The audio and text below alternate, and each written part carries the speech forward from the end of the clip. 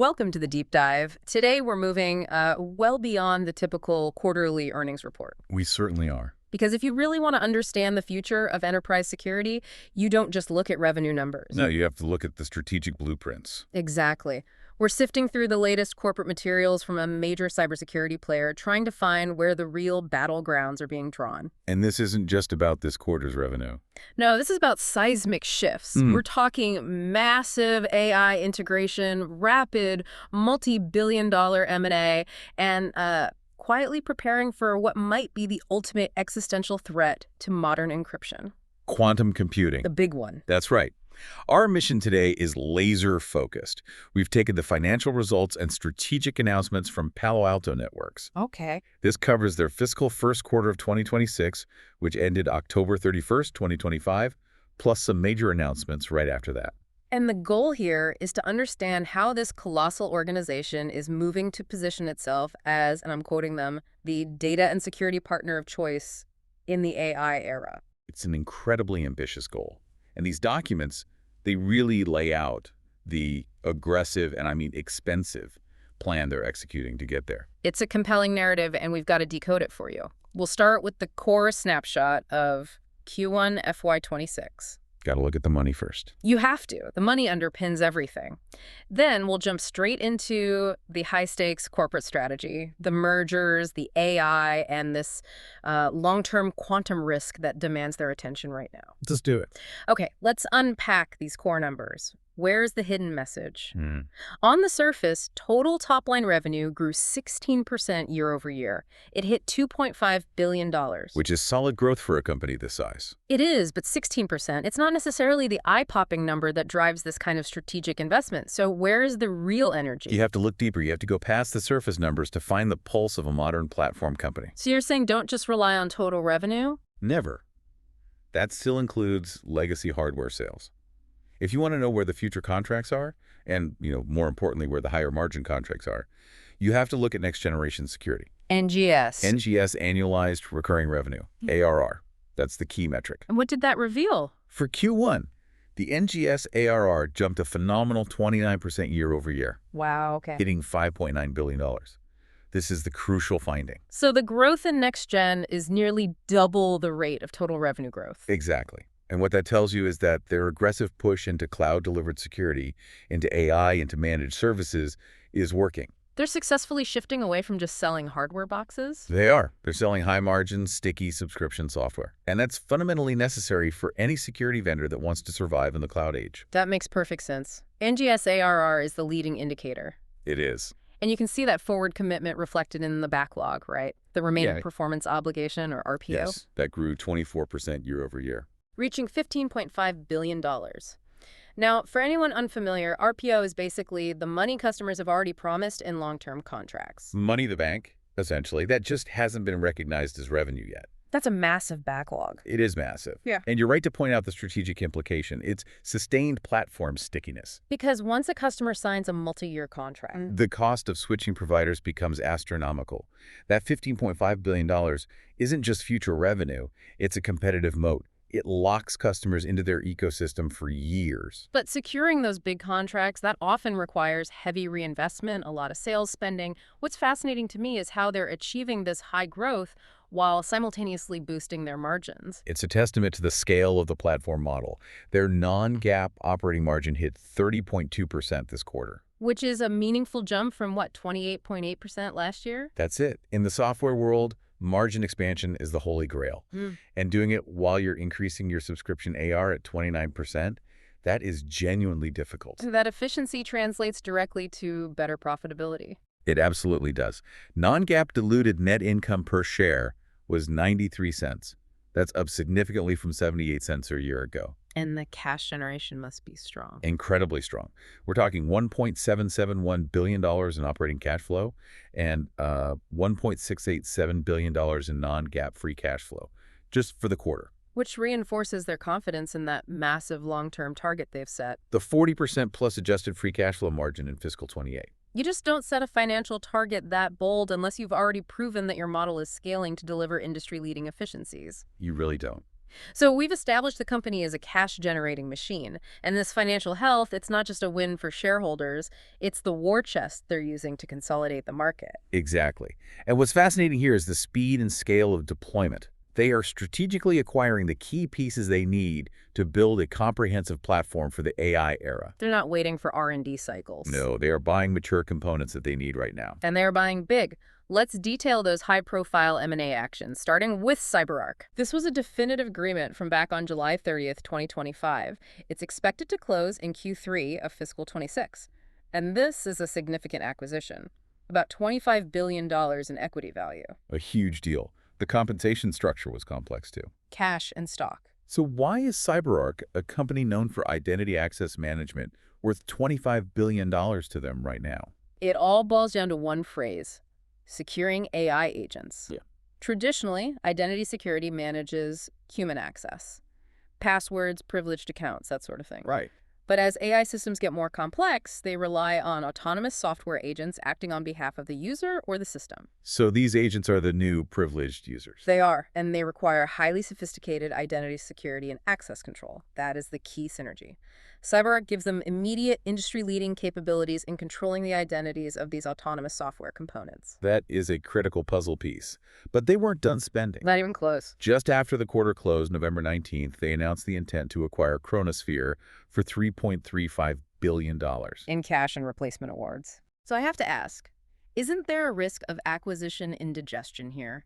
You buy a company for $25 billion and then immediately follow it with a $3.35 billion observability platform. That's a fair point. The integration complexity is a real question, and we should come back to it. But strategically, Chronosphere is crucial. Why? What does observability give them that's so important? Observability, in plain English, is the ability to understand exactly what your complex cloud-native apps are doing at any given moment. And you can't secure what you can't see. You cannot secure what you cannot see. As applications run across hybrid and multi-cloud environments, security tools need deep visibility, metrics, logs, traces, all of it. So this closes the visibility gap in these really dynamic environments. Precisely. It allows their security platform to respond dynamically, to integrate controls directly into the operational fabric of the application. And, it also puts them immediately into fierce competition with players like Datadog and Cisco's Splunk. Right, establishes them as an end-to-end platform provider. Now, let's connect these acquisitions back to their internal AI development, this platformization strategy. Correct. The core internal work is centered around products like Prisma AIRS. That's AI runtime security. And adoption for that is growing. It's spiking. They reported deals were up over 100% just quarter over quarter. Then they followed that in October 2025 with the launch of Prisma AIRS 2.0. So they're moving incredibly fast. What does the 2.0 version bring to the table? It's a complete AI security suite. It's designed to cover the entire AI ecosystem from development to deployment. So things like model security. Right. Protecting the IP and integrity of the AI models.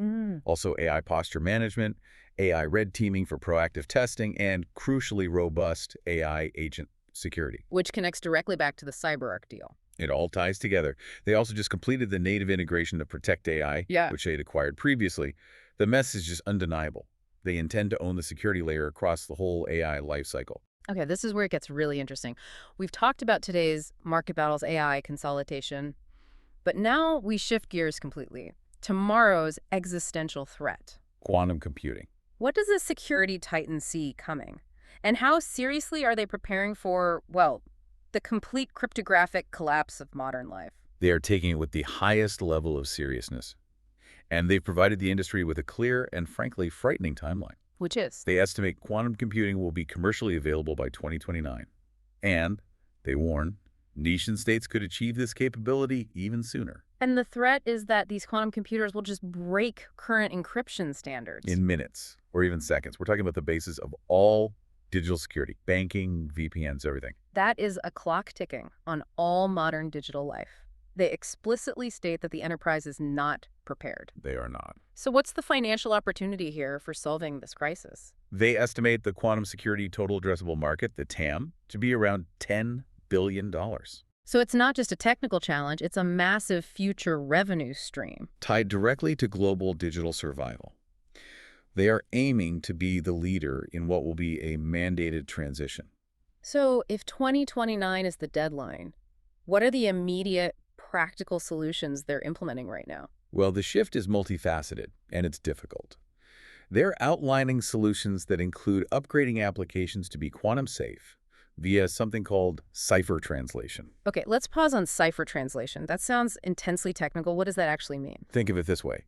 Almost every connection you make online uses the digital equivalent of a high-security lock and key. Right. Quantum computers render those keys useless. Cipher translation is the process of putting a secure, temporary translator between the old encryption and the new quantum-resistant algorithms. PQC, they're called. Post-quantum cryptography. Exactly. And it's incredibly complicated infrastructure work because it has to happen without breaking the flow of data. It's not just a software patch, it's a total cryptographic overhaul starting at the network layer. And what about the hardware? Does it need to be replaced to handle these new, more complex standards? That's the smart part. They're focusing on the installed base. They highlighted that their Gen 5 firewalls are already optimized for quantum security. Supported by a software upgrade. Supported by the PAN-OS 12.1 Orion software upgrade. So they're telling customers the hardware you already own can handle the transition. But they also say this is a multi-year journey. And that's key. This won't be completed in a single fiscal year. It requires sustained commitment across every single product line for the next, 4 or 5 years. Okay. So we need to pull back from that existential 2029 deadline for a second.